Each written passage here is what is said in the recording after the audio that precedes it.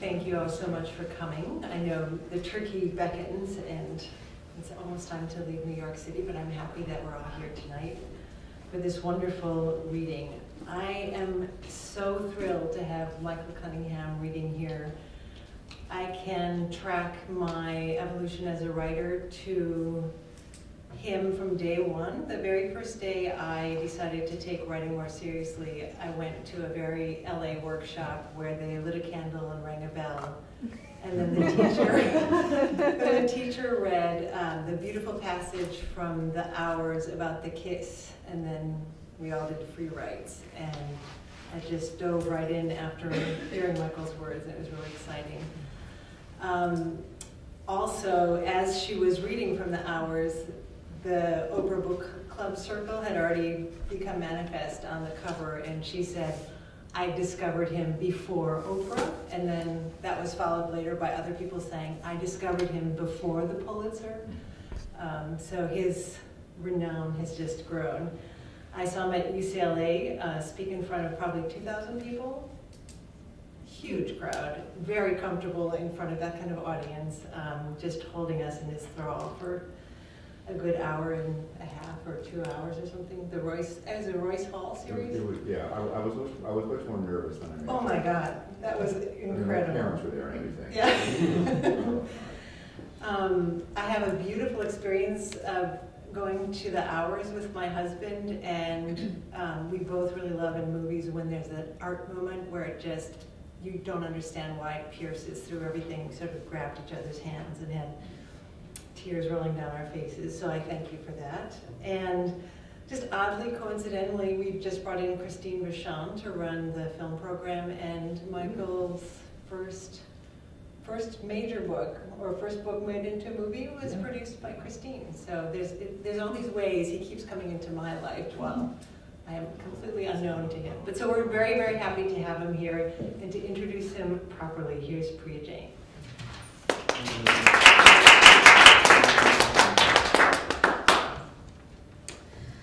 In an essay Michael Cunningham wrote for The New Yorker earlier this year, he described what it was like being on the fiction jury for the Pulitzer Prize. Cunningham and 2 other jurors had to read 300 books, and each chose their favorites based on their own predilections. One of them was most interested in whether a writer could tell a good story. The other had to fall in love with the book, and as for Cunningham, as he wrote in The New Yorker, I was the language crank, the one who swooned over sentences. I insisted that every line should be a good one. I was and am a bit fanatical on the subject. To which anyone who has ever read a novel by Michael Cunningham might respond, well, duh. In his 5 novels, A Home at the End of the World, Flesh and Blood, The Hours, Specimen Days, and most recently By Nightfall, Cunningham crafts his sentences the way you might imagine a master sculptor defining the shape of a bust. Every phrase feels attended to and polished. His descriptions manage to surprise and at the same time feel completely right, like you can't believe you hadn't looked at that particular thing that way before. At the beginning of By Nightfall, the protagonist and his wife are in a cab full of drowsily potent air freshener, vaguely floral but not really suggestive of anything beyond a chemical compound that must be called sweet. In The Hours, a passerby sees Clarissa, a 52-year-old old hippie, as having a certain bohemian, good witch sort of charm. Clarissa is one of 3 women from 3 different eras who anchor The Hours, the novel which won for Cunningham his own Pulitzer Prize in 1999, as well as the PEN Faulkner Award. If you're like me, you first came to Cunningham's work through this remarkable novel, and you stayed when you realized that his felicity with the big themes of love and death and longing, his empathy for his characters, his sensitivity to time and place extends to all of his work. You started to notice that there are themes and motifs he turns to again and again: the AIDS epidemic, children who grow up differently than their parents might have hoped, beauty and its contentious but necessary relationship with wealth.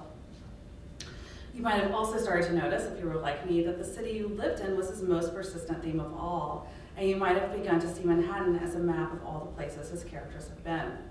Here is Central Park, where Lucas, the character who opens Specimen Days, sees grass and stars for the first time. Here is Columbus Circle, where Peter and Rebecca, trapped in that awful smelling cab, witness an accident involving a dead horse. Here is Washington Square, and I swear that flutter of color I just saw at the corner of my eye was Clarissa, brushing past on her way to buy flowers.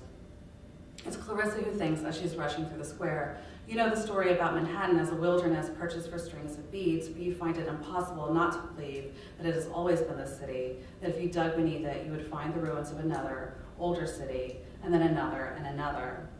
Several of those cities are the ones that Cunningham has built for us. They fill our imaginations of the industrial Lower East Side of the mid-19th century, the drug-fueled East Village of the 80s, even the Central Park of the distant future. Not just history, but literary history resonates through his novels.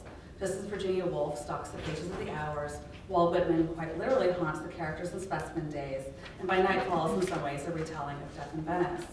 In an essay for O magazine, Cunningham wrote, "A writer should always feel like he's in over his head. That's part of what makes good writing compelling, the sense that as readers, we're in the company of a writer of vast ambitions." It is always clear from Cunningham's writing that his ambitions are vast, although it is never apparent that he is in over his head. As a slightly less accomplished writer, I am happy to hear it, personally. Perhaps he'll tell us more. Please help me welcome Michael Cunningham.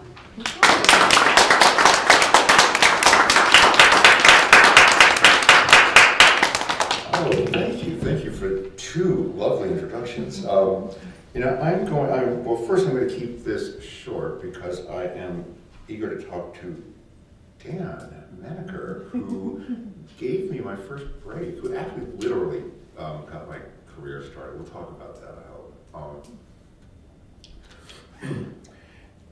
And I have, as of the last year or so, stopped reading from anything published. I was starting to feel like a hack, like an act. Like here it is. The section I've already read 100 times from a book I wrote 2 years ago. It makes it more fun for me. I can't promise it'll be more fun for you. If I read something brand new, something that really pretty much is just come out. So there will probably be maybe an unfortunate line or two. If you hear something especially egregious, just cry out or drop over it. I'll take note. This I think requires no explanation of any kind.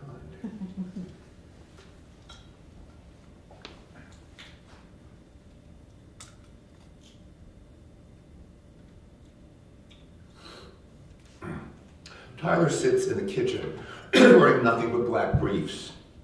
He has his coffee and is laying out a couple of lines. This is his last morning. He's quitting the daylight once he is, but this morning he's got a song to finish. He lays out the lines on the table Beth found in the street, cloudy gray formica that's chipped away in one corner, a ragged-edged gap the shape of the state of Idaho. When this table was new, people expected domed cities to rise on the ocean floor. They believed that they lived on the brink of a holy and ecstatic conjuring of metal and glass and silent, rubberized speed. The world is older now. It can at times seem very old indeed. This takes place just before George Bush's re-election. Americans will not re-elect George Bush. They cannot re-elect George Bush.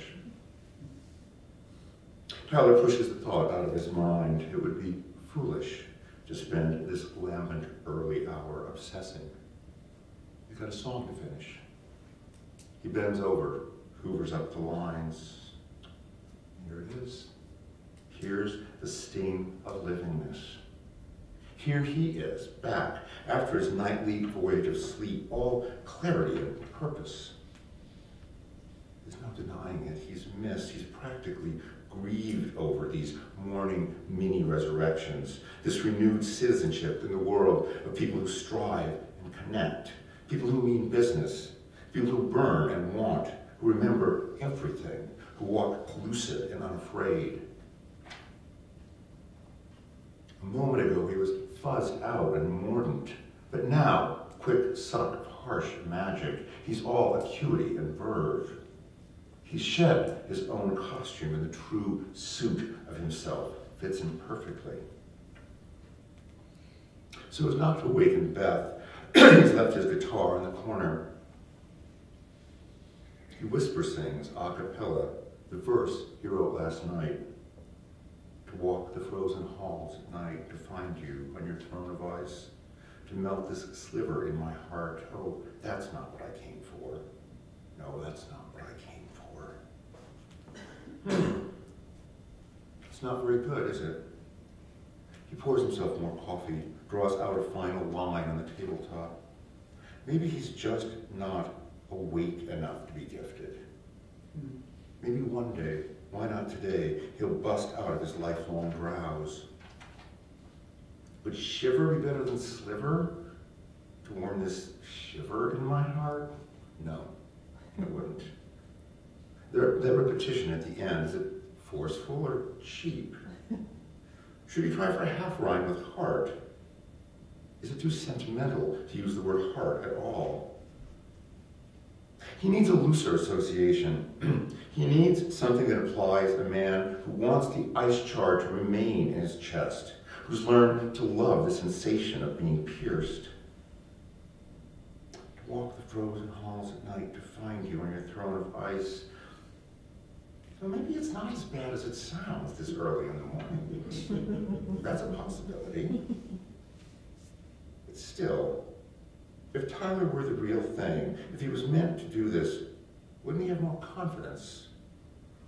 Wouldn't he feel guided somehow? Never mind that he's 40, still playing gigs in bars. He will not come to his senses. That's the siren song of advancing age. He can't deny a snag in his heart. There's that word again. He can feel it, an undercurrent in his bloodstream, this urge that's utterly his own.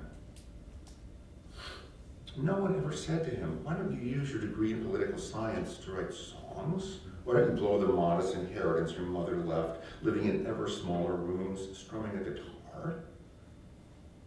It's his open secret, the self inside the self. Secret, because he believes, he does, that he knows within himself a brilliance, or at least a gorgeous clarity that hasn't come out yet.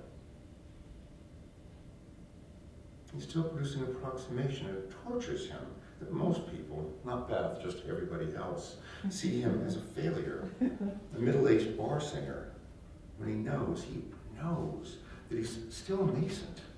No prodigy, of course, but the music and poetry move slowly in him. Great songs hover over his head, and there are moments, real moments, when he feels certain he can reach them. He can almost literally pull them down out of the air. He tries, Lord, how he tries, but what he grabs hold of is never quite it. He gets closer as he ages, but he still bangs up against the crudeness of his own brain, that impossible organ that can only manage melt this sliver in my heart when his blood demands a barbed and searing truth. Fail, try again, fail better, right?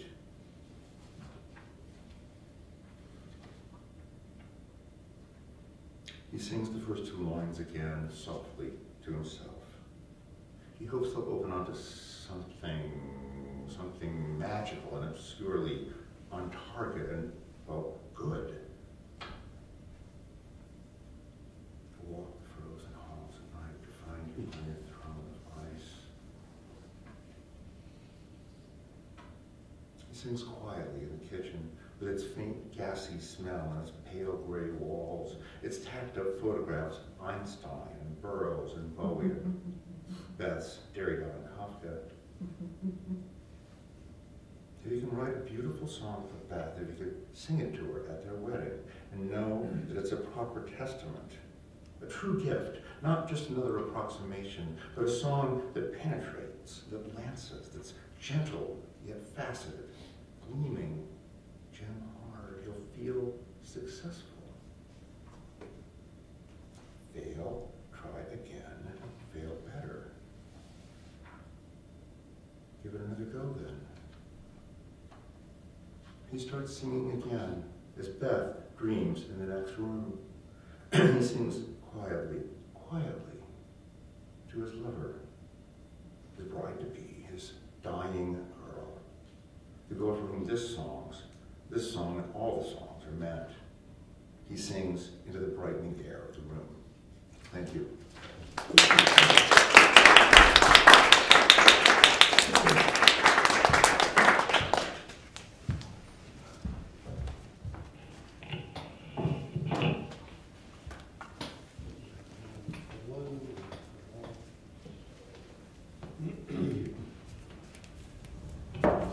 So of all the people whose influence I see in your writing, which is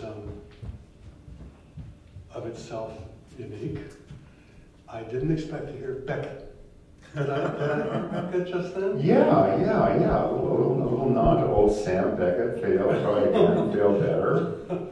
I think of Henry James and Virginia Woolf and the people who know how to modulate and qualify things, but I was glad to see Sam. I steal from everybody. You know, that section reminds me so much of your writing from the beginning to tonight, in that it's a constant theme of yours to talk about the ordinary life versus the extraordinary life or the creative life, and how impossible both of them are often. In this case, the guy's trying to write a song and he's having a lot of trouble, and he's taking cocaine and, thinking that's right up there and he can pull it down. So is this, I mean, not to be too autobiographical, but is this certainly not about the cocaine, but is this something that concerns you as you write, that you're trying to get hit a certain perfect note, and you feel you keep on trying and to some extent fail? Yes, absolutely. It's funny, I don't think one thinks of oneself as having themes until the books start to pile up, and you go, there it is again. But certainly, it was part of what I meant. I was whatever I said about always wanting to feel a little bit incompetent in the face of what you're trying to do. I've always felt that one of the sort of less publicized difficulties about writing, about trying to make anything out of nothing, is the inevitable discrepancy between that cathedral of light and fire that's been hovering over your head and the thing that comes out. Even if what comes out is pretty good, it's still, you'd imagine more. You'd imagine something better. And I think that's a human condition that may be especially familiar to people who create, but I don't think it's exclusive to people who create. I think it's endemic. I think it's something that unites us as human beings.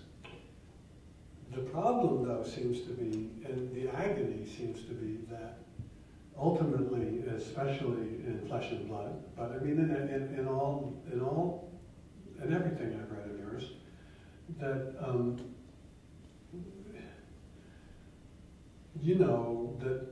it's basically a tragic view of life, and that you don't reach that perfection of a relationship, or B, art, and that we're kind of doomed to do the best we can, which is kind of sad. Or kind of sustaining, because you're still reaching for it. I think my characters, of course, are different people, and they think and act differently. I feel like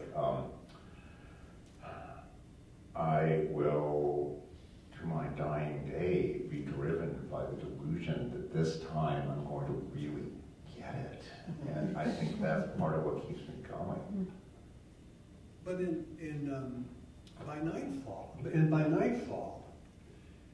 the main character, who's an art dealer, keeps on harking back to earlier works of art that he feels have achieved that perfection, and that it's the current day his clients and so on that fall short, that there's something magical about the passage of time. Is that something you think about with literature too? Oh, no. I mean, I think Peter in the book is in many ways a bit of a fool. He's very smart. I wanted him to be very smart, but which makes his lapses, I think, all the more human. I think the quote unquote great works of art of the past seem great and magical to us in part because we've grown up with them as great and magical. Those the Impressionists didn't look like anything. People who first saw it. We decided later that this was great magical work. So that you think, for instance, that let's say a Rembrandt, a late Rembrandt. This is getting to the subject matter of By Nightfall. Is perhaps, whatever better means, no better than, let's say, a Richter of the current day. Well, yeah, we'll see. We'll see how Richter looks in 300 years. Yeah. I mean, Rembrandt was really good. Well, somebody will. I know. Somebody will.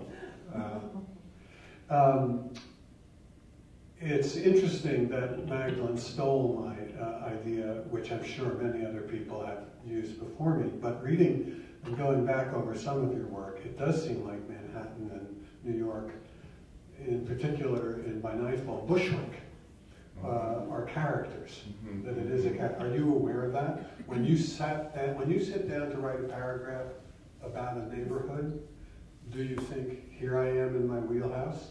Yeah, I do. But I would think that way wherever I lived. I happen to live in New York, which was a shrewd move on my part because there's a lot to say about New York. But I think if I lived in Dallas or Juneau or St. Petersburg, I would feel similarly about invoking the place. And I think that's one of the things that novelists are charged with doing, with sort of setting down a record of what it was like there then.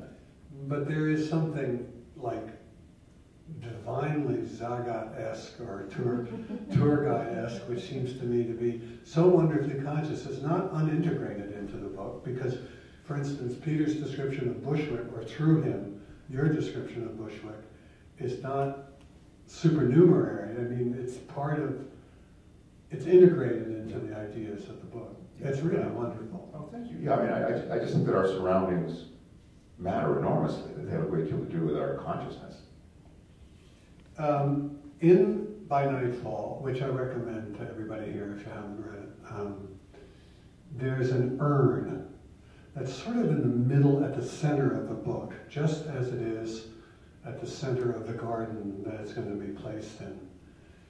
It's a beautiful bronze, as I recall, by a modern sculptor, would you say? And from afar, it looks burnished and gorgeous, but if you get up close to it, it has all kinds of, I think the word you use, or Peter uses, is nasty, or maybe it's his young brother-in-law who uses the word. It's got nasty stuff. Little not drawings, but I guess bas-relief of pornography and scatology and obscenities and so on and so forth.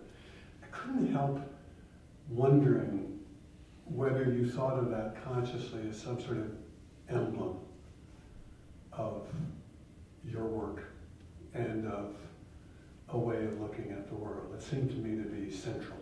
Oh, well, I hadn't thought of it as an emblem of my own work, but I like that very much. Yes, yeah, of course. Yeah, well, let's think about applying that to a work of fiction. It looks beautiful and classical from a distance, but you get up close, and it's about piss and shit and taking drugs or not taking drugs. Many of my characters don't take drugs. Yes, absolutely. That was intentional, and I can't believe you're the first one to spot it. If I had published the book, I might have tried to recreate that urn on the cover and shocked people, when they looked closely at it and saw that somebody was giving someone a blowjob. Oh, I wish you had.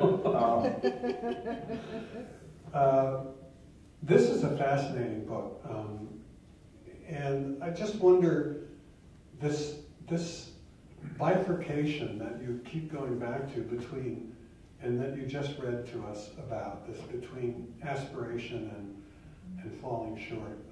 It just gets me all the time because you make it also true of relationships. It's not just creativity.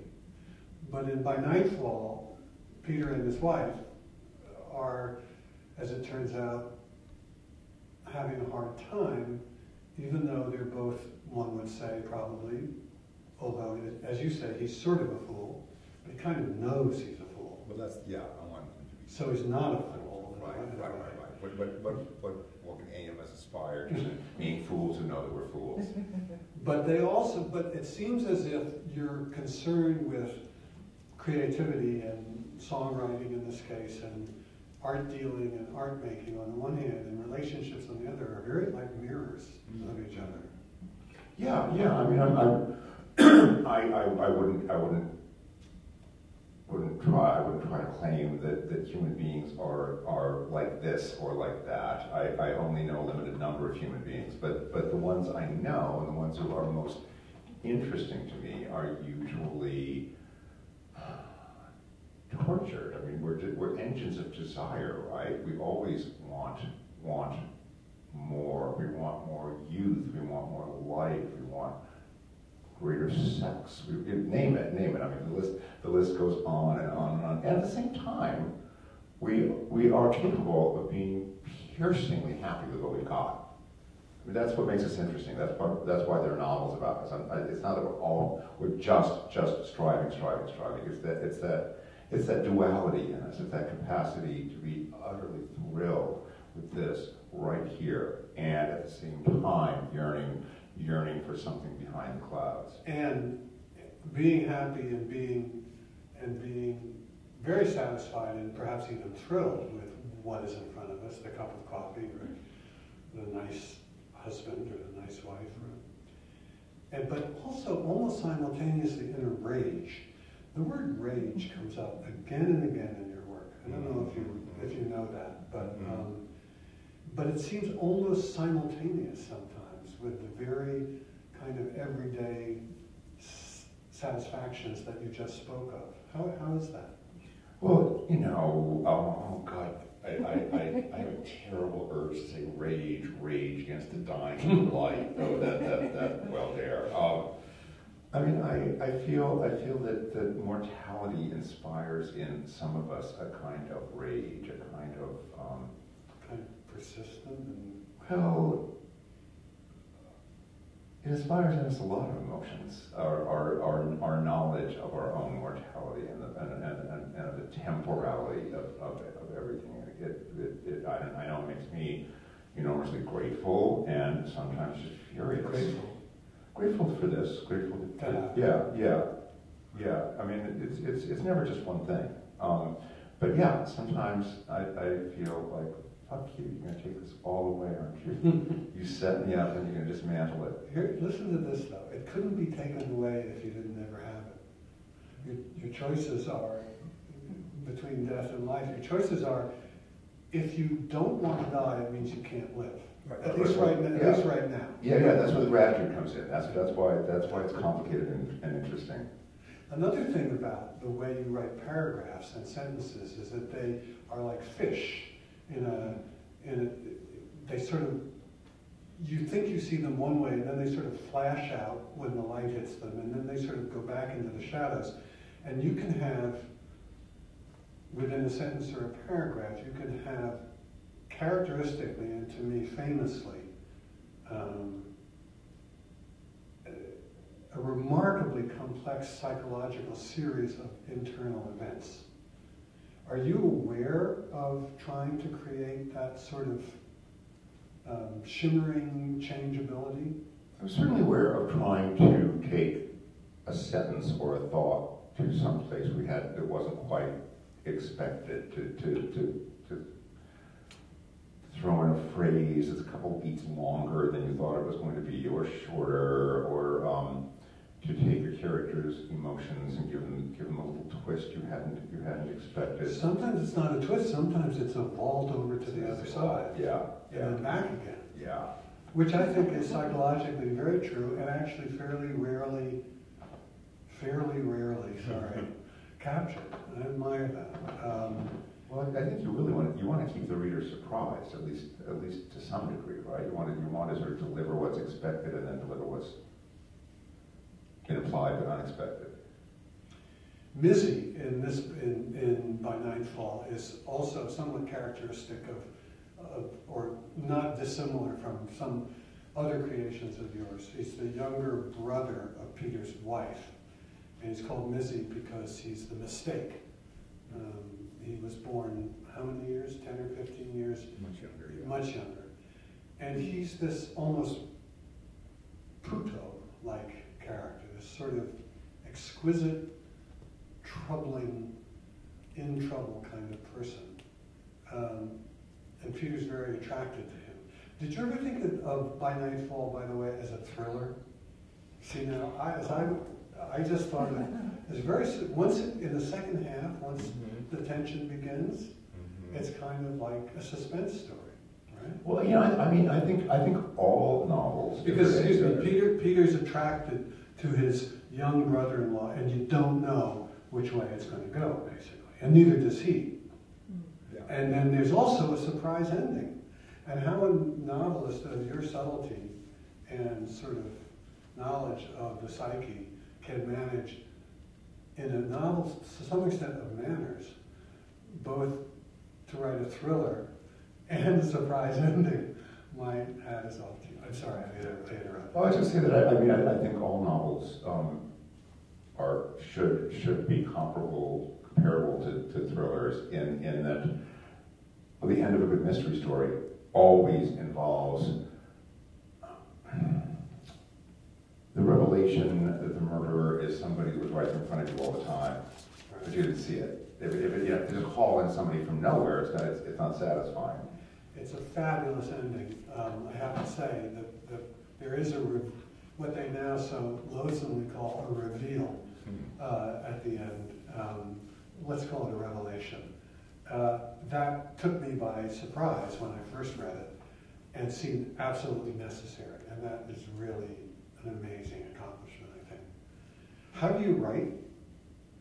Oh, like my habits, my Yeah. actual, I'm Just your writing habits. Yeah, no, other habits we can talk about another time. I'm very disciplined, which is not something I feel I can really take credit for. I come from enormously disciplined people. My family has OCD for 7 or 8 generations. I feel like virtue is a quality you lack, but you summon up in yourself. You're fearful, but you act bravely, then you are a hero. I've learned to be less disciplined.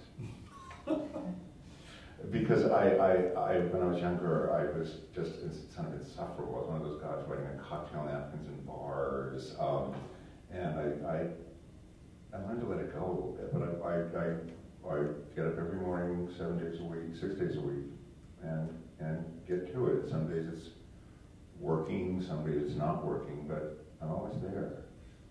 And where do you write? In where you Oh, live? I have a little studio down on Thompson Street, 6-floor walk up. It's like going to work? Yeah, just like I feel like a guy with a job. I get up in the morning, I get dressed, bye honey, and I'm off to work. You know about Cheever? Yes, but tell us a great story. You tell it.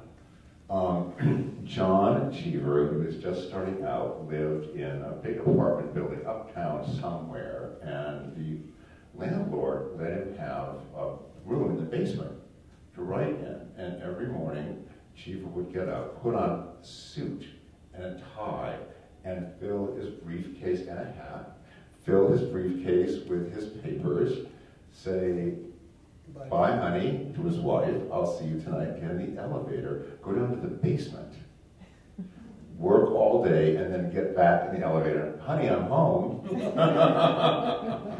Like a guy with a job.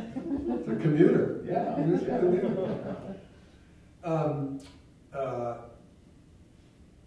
What is the time frame in Flesh and Blood? Is it less than a week? I mean, the present. In By Nightfall? That's right, By Nightfall. Yeah, it's about a week. It's short. It's less than a week. Because an earlier novel, which I know pretty well, Flesh and Blood, which is why I made the mistake, is chronologically so different. Mm-hmm. It goes from an early time, and it goes by year, 1994, so on and so forth. And the last entry is 2035, as I recall. And so I wondered, as I refreshed my memory, I wondered whether, and especially considering what the hours is like, I wonder how you feel about the temporal aspect of your writing. I mean, to me, Flesh and Blood and By Nightfall are almost opposite cases in some ways. And not only that, but the worlds they depict are also somewhat opposite. Are you aware of that kind of thing now with a body of work? Yeah, well, I mean, I'm certainly aware of the fact that narrative is just yoked to the passage of time. In a way, the poetry is not, and I always envy poets that a story is just, I think, inescapably about how things change over time. You could give a friend just about any novel. I hope you like this book. It's about the passage of time. I have to remember that. In some cases, unfortunately, it's not true. It's like, hey, the time is not passing. That doesn't pass fast enough, but right. Or you wake up, and sometime has passed after you've fallen asleep. Yeah. Well, then just to return to nag that question a little bit, because what I'm doing is just trying to sort of show off my own critical acumen, and you're going to tell me I'm wrong, but it seemed to me that these two novels are in some ways, I sense the conscious oppositeness of them. Sure. You don't want to keep writing the same book over and over again, and at the same time, you don't want to, what's the phrase I want? You don't want to just vary what you do for variety's sake. You want to follow a certain line of thought, a certain line of passion. So, I mean, I guess I feel like if the books that span more time were aspired to something, to the symphonic, this is a sonata, and sometimes you want to write a sonata. I was going to say, if you had those cocktail napkins that you wrote on, you could probably sell them on eBay for a lot of money. What is this book going to be? Well, I've debated about reading. I brought two sections and sort of decided at the last minute to read the one about Tyler. It's actually about this guy Tyler, whose girlfriend is very ill. They're about to get married. Who is trying to write songs, using drugs as a sort of means of tool for transcendence, and his younger brother, who actually opens the novel. The younger brother is just a regular secular guy with a job and a history of botched romances, who sees a vision in the night sky over Central Park.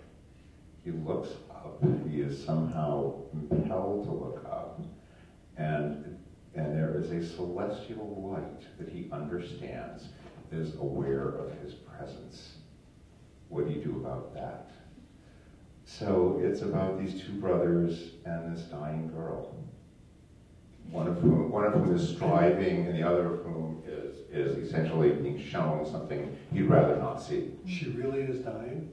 The girlfriend? Well, but something happens.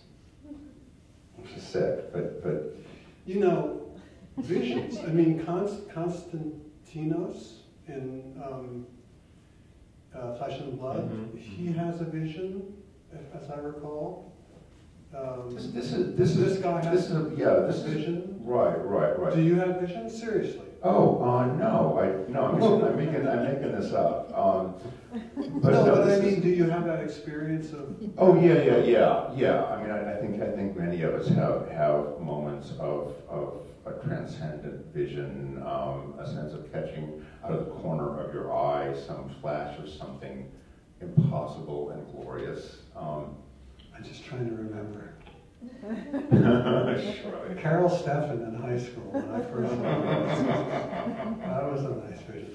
I think actually, I know this is totally weird, but something like what you described struck me when I was driving up to the country, and on a railroad, there's a road that goes under a railroad bridge, and it said exactly 2 weeks or 3 weeks after it happened, R.I.P. Bo Diddley.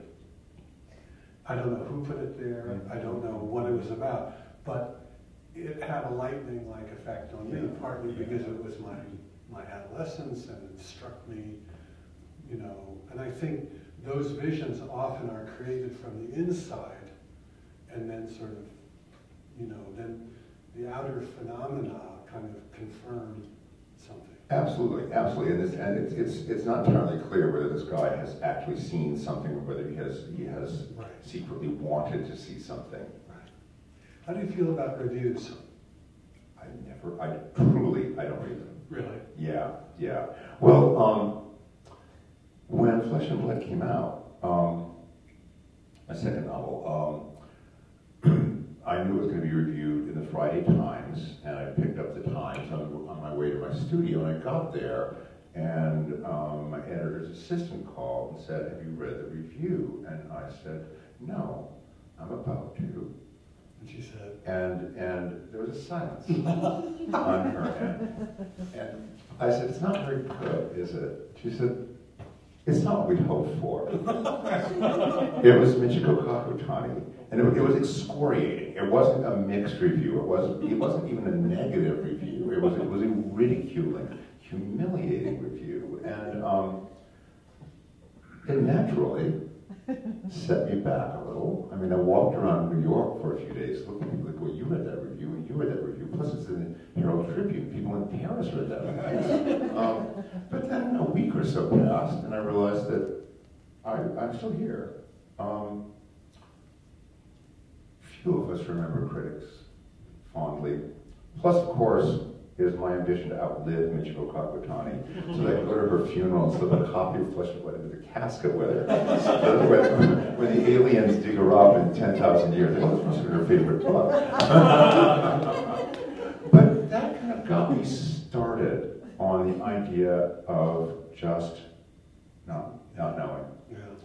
And really not the good ones, the bad ones, nothing at all. Were you on the set of The Hours? I was. I mean, not constantly, but yeah. What was that like? As in Monty Python, there's this guy, there are two guys sitting in a bar, and one guy keeps on nudging the other guy and saying, "We've been in the sack, you know what I mean, wink, wink, nudge, nudge, say no more." He says, "Well, I mean, does she like photography?" And then wink, nudge, nudge, say no more. And he keeps on saying these lubricious things. And then at the end, he said, "So then you've actually done it?" And the guy says, "Yes, I've actually done it." And this lubricious guy says, "What's it like?" After all these insinuations of knowledgeability. So I'm saying to you, what's it like to be on a movie set of your own work? It's not lubricious, I'm just curious. Yeah, no, it's not lubricious. This was, frankly, there was a lot of tension. Really? On that particular movie. Some movies are better parties than other movies. There was a lot of temperament. It obviously doesn't show in the movie, but there were conflicts, and it was. Were you involved in any of them?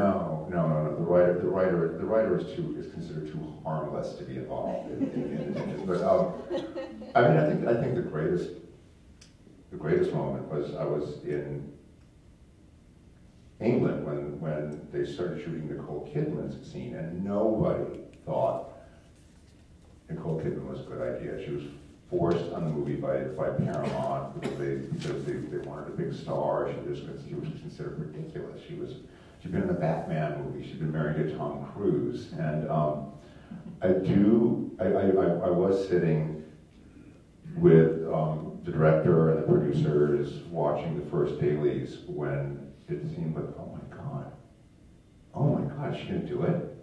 And it was like seeing Minnie Mouse play Ophelia. I mean, no one thought that she was going to pull that off. She's really good, actually. She's really, really good. But no one had really seen what she could do. What sort of aesthetic, professional, I should say, feeling has it had for you to have cinematic versions of your books? I mean, is it gratifying? Is it annoying? Is it disappointing? Or do you feel detached from it in some way? Yeah, I love it. I love it.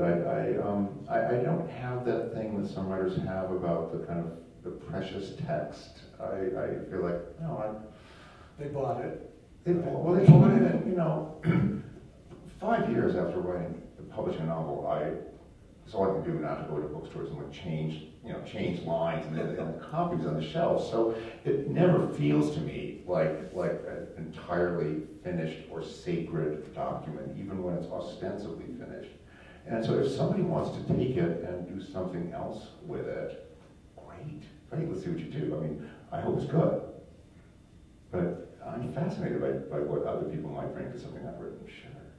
And I assume, well, the great thing about, it seems to me I've heard, and I guess in one case experienced, that ultimately if they mess it up, and if they make something vulgar out of it, or something meretricious, or whatever adjective you want to use, in a way, it doesn't rub off on you. I mean, you still wrote the book, which is a different object. Yeah. I'm not. I mean, you don't sell the rights to some moron. You sell the rights to somebody you respect, right. And you understand, given that you sold the rights to somebody you respect, that art is hard to do, and we fail more often than we succeed.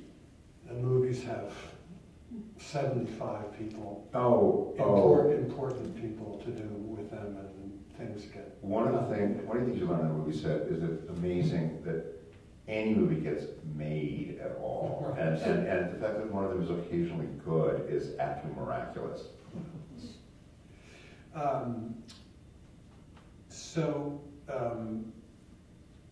Let's just go back to Flesh and Blood for a minute.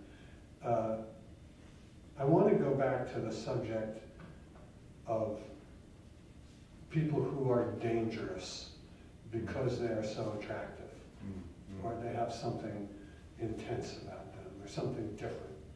This seems to be pretty not insisted upon, but it crops up again and again, the sort of outlier person who is very attractive. Can you tell me where that comes from? Is it just observation about people you've known, that there are certain people who are alluring on the one hand, and... Yeah, I think people who are dangerous in some way are often more interesting to me. And you can be dangerous in a lot of ways.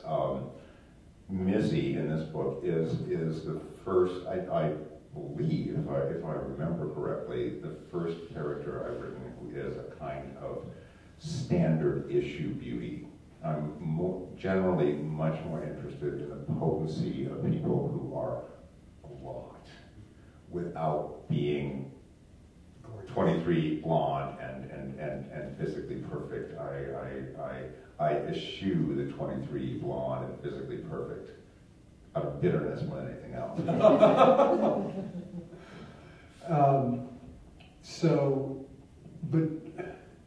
They almost seem comparable. Those kinds of people or those kinds of attractions almost seem comparable to the perfection that is the subject of the impossible perfection that is the subject of a lot of your writing. The difference being that there's always an awareness of age, that of the transitoriness of that moment. What you spoke about. Yeah. I mean, that's just a big thing to me. It's It's very Japanese, actually. It is. I am very Japanese. Well, it's funny. The cherry blossoms in the spring. Right. It makes the Japanese think of death. Right. Immediately. I know. When the Hours came out, and I was doing a reading tour, a lot of people came up to me afterwards and said, I didn't want to read this book because I was afraid it was going to be depressing, but my friends urged me to give it a try, and I was glad I did. And I usually keep my mouth shut, but I always had two questions for these people. Number one, isn't a certain element of sorrow, isn't an aspect of darkness part of the ride, part of the richness of being alive? And does your purchase on happiness feel so precarious that you think this little book is going to knock you off into a slough of despond so deep you'll never return? That's funny. Yes to the second one. No, the only thing that really gets me depressed these days with regard to artifacts of culture is The Walking Dead on AMC. I've never seen it. Oh, it's so depressing. It's It's very good. I'm going to turn it over. I hope some people. I just want to say one thing. Actually. Magdalene sent me something. No, that's what I'm going to read. Okay. Can I? Yeah, please. I've been waiting. I had thought I might get it at the beginning. I almost introduced you guys this way, but I'm glad the conversation's here. So this is 10 years ago, as an undergrad, I wrote a thesis paper comparing and contrasting the Hours to Mrs. Dalloway. And in doing so, I did tons of research on interviews you'd given and your writing, your writing habits and all that stuff. And I found this quote about you. Let's see, after graduating from Stanford, he enrolled in the Iowa Writers Workshop, where we just heard from Richard Panic. He studied with Hilma Wurlitzer, which is kind of wonderful. Where a lingering uncertainty as to his vocation was quickly clarified by exposure to 60 people who were willing to commit murder over a paragraph. He sold some short stories, but kept abandoning novels after 50 pages. Finally, as his 30th birthday approached, he determined to finish a book, Good, Bad, or Indifferent. Golden States was well reviewed, but soon sank from view, and he didn't publish another novel for 10 years. During this time, Cunningham continued to write as well as teaching creative writing. His resurrection came when he sent a story to the New Yorker just to prove to a new partner how miserable the life of a writer was and how quick rejection letters came back. In fact, a very encouraging note arrived, which eventually led to his 1990 Eternal Triangle novel, A Home at the End of the World. So, I would like to hear. Was that from me? Yeah, I'm so glad you brought that up, because I really didn't want to let the night get away without You think you're biased biased? a little bit. I'm really. I sent stories to the New Yorker for years, and they always came right back. I got promoted to getting notes from Dan. Lovely notes, regretful notes about why this story kind of sucked in some way that made it impossible to publish. And I actually have to say, looking back, they weren't that good. Honestly, truly, they weren't that good. And so amazingly different from the way I remember things. But Then I'm sure you're right. I sent the opening chapter of this novel, A Home at the End of the World, to Dan, because I just started going out with this guy, and I showed him the first few chapters, because, do we still go out if he doesn't like my work? Probably, but I thought I should know. And he said, it's good. Why don't you send a couple of them to the New Yorker? And I said, oh, that's so sweet. What you don't know is that the New Yorker is actually hired a person named Dan Menaker to reject my stories. And send a lovely note along with it, but I'm just going to show you. And I got it back from Dan with a long letter saying it needs an ending. Can you give it an ending? I slapped an ending on it, and it was. I think what seemed so. It seems so utterly not a New Yorker story. It involved children on drugs and sex in a cemetery and violent death. Exactly what one assumed the New Yorker was not interested in. And I think because it was such an unusual story for that publication to run, it got a lot of attention. I got a call from Roger Strauss at Farrar, Straus and Giroux, who said, if you have a novel, I'll just do it. Not, if you have a novel, I'd like to see it so I can decide. They don't make them like Roger anymore. Mm-hmm. And that was really, that got me here, really. And it's just so thrilling, really, to be talking to Dan Menaker, the guy who sent me all those rejections all those years ago. That's funny.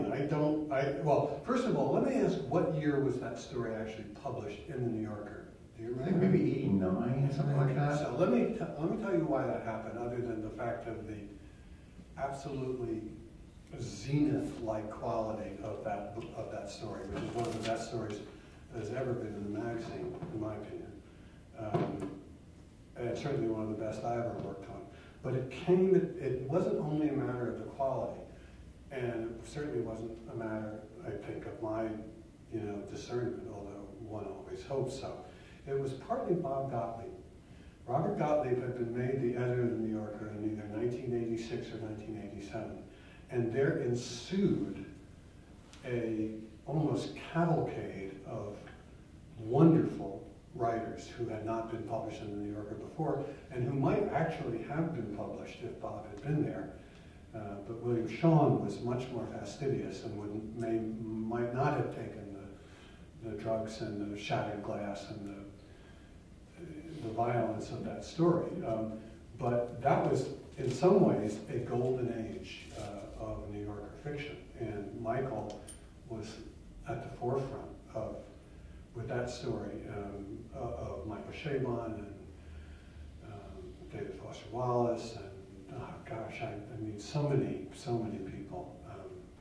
And that was Gottlieb. I mean, Gottlieb was very open and very ready to change things. And I told him that. And not only was he good for New Yorker fiction, but he was very good for me, because for the first time I was out from under the thumb of the oppression of the past. And your story was almost like a part of that, at the front of that parade of excellence.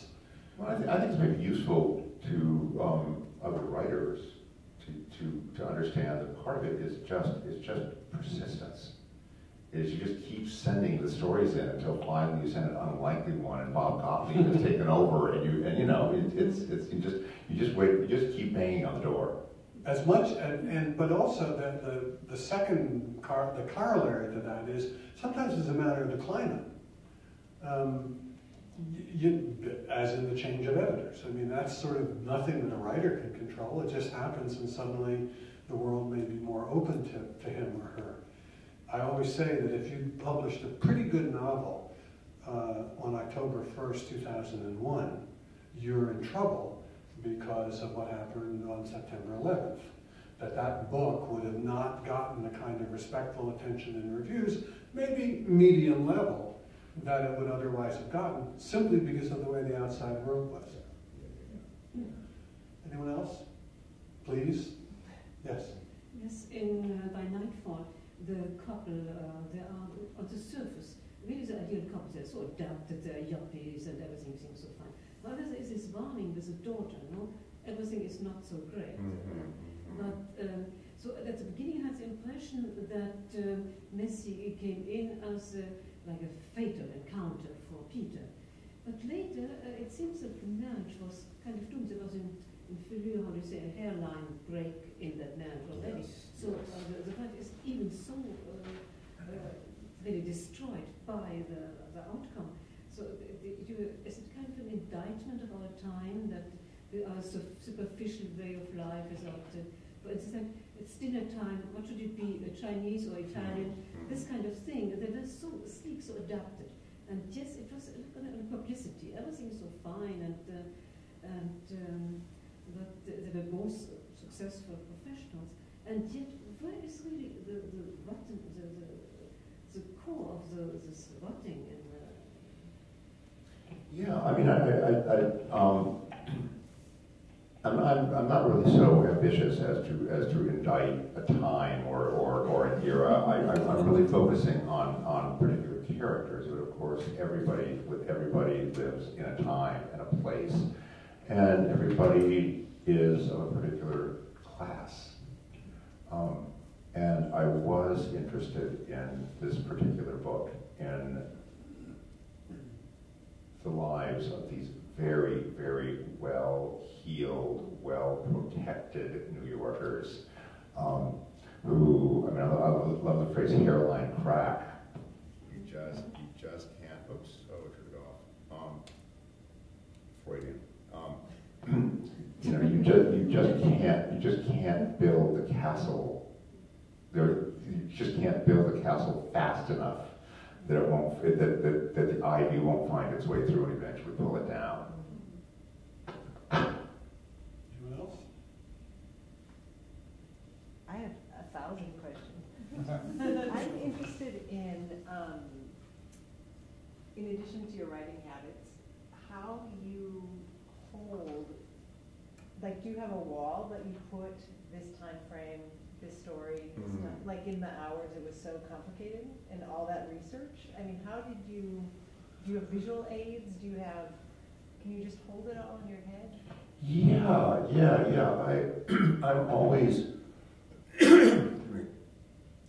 I'm always battling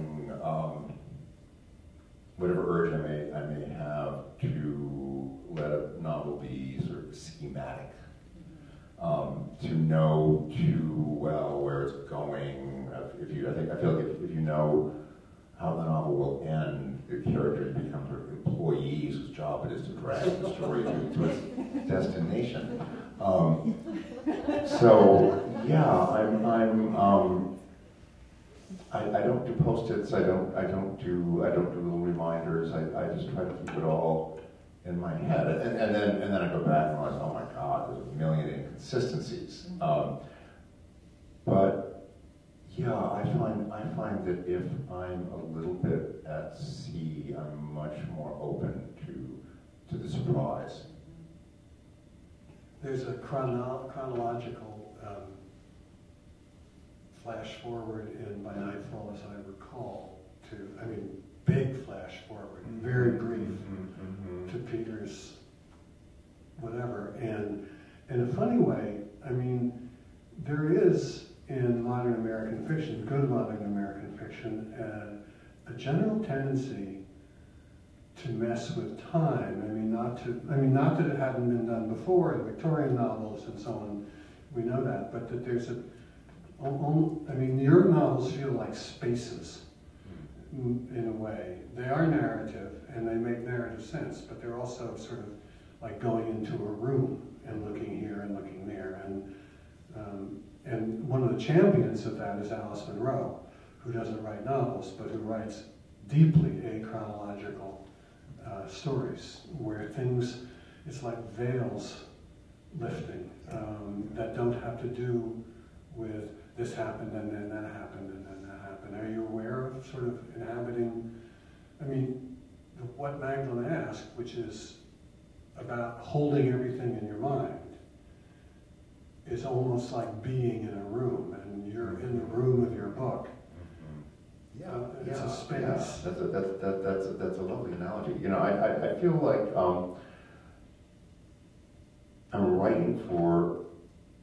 I'm I'm writing for people who are at least a little bit, like a little smarter than I am. And so I try not to be too manipulative. I try, any writer is manipulative.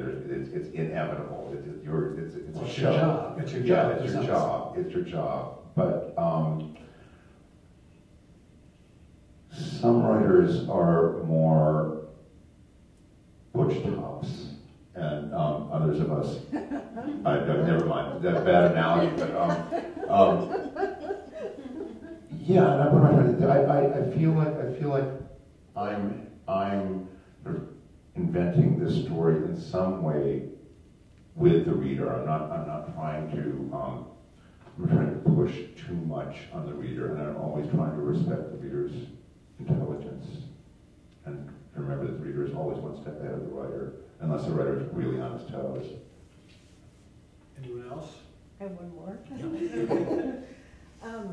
What you read today reminded me in two ways of The Hours and of Mrs. Dalloway, in that the unconscious, like writing the unconscious, so that I'm interested in. And then also, because I just reread my paper that I read a couple days ago, the way you described that kitchen, the fading gray of the walls and the images that had been selected and whose were whose, reminded me of the way the aides, when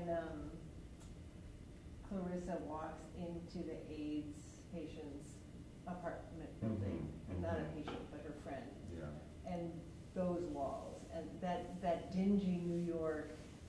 There's something that you do with the inner spaces of New York that is very evocative, and I'm just wondering if you're aware that that's one of the tools you can reach for, or is it just come out of a natural interest in things? I would say a natural interest in almost everything. Though I think it's probably true that in New York in particular there is a heightened contrast between being inside and being outside. You know, it's one's apartment is almost like a little dirigible floating over a sea of fire. So yeah, I'm especially conscious of or if not, you're in trouble. So yeah. I mean, I think writing about New York interiors, one is especially aware of their separateness from the big raging city all around. Yeah. Who reads your work before you give it to a publisher? Oh, I have a SWAT team of readers. I do. I recommend this to anybody who writes. I have 4 or 5 people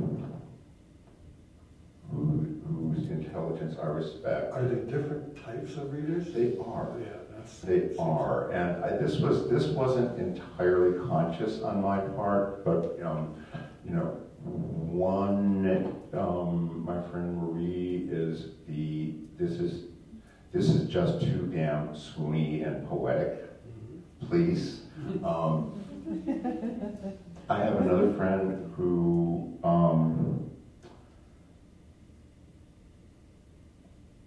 if it's too highfalutin, you know, if you have to be familiar with the work of late James to get the joke, he'll say that's How important is Henry James to you?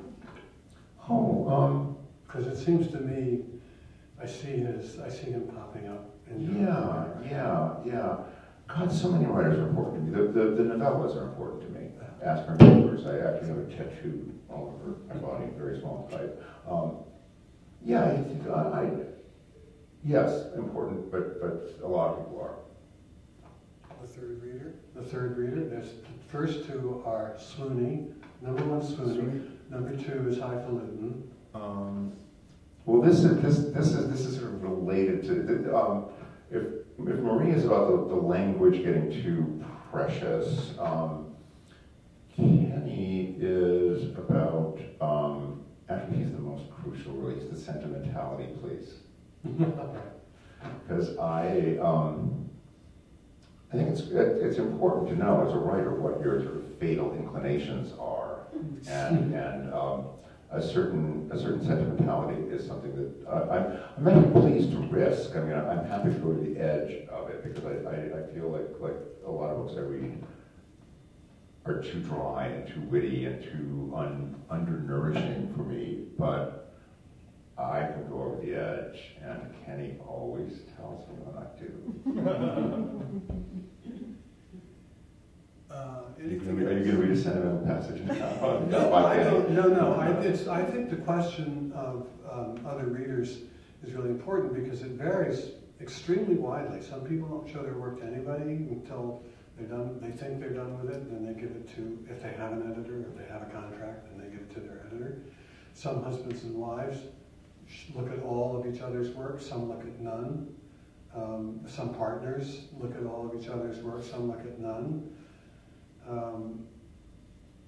Some people have a team. I know 2 or 3 other people who trust 3 or 4 people to get back to them. And I just think that's interesting. I'm of the nobody sees it until I'm done in school. But that's probably a species of fear and arrogance mixed in together. Who isn't full of fear and arrogance? It's a question about how you manage it. I want to read something here from By Nightfall that is so minor and so sort of silly that I think it's a good note to end on, if it's okay. It says, Peter doesn't know, this is page 180 if someone wants to know, Peter doesn't know Chinese antiquities, but you don't need formal training to see that this thing is ancient. This thing is from some revered dynasty, or other, and was 240 grand minimum. It supports a pair of chunky French candelabra, brass or bronze. Candelabra is plural? I think it is. It's like, I don't know. Suddenly I thought, oh my gosh. Yeah, or like, or I suppose a pair of candelabras. No, I don't think so. I think you're right. I think you're right. I think you're right. Does anybody know? I can Google it. Anyway, if there's nothing else besides that legal, but it's not. I was instructed. I think that's correct, and it troubled me. So I thank you so much for coming, and I thank you all for coming.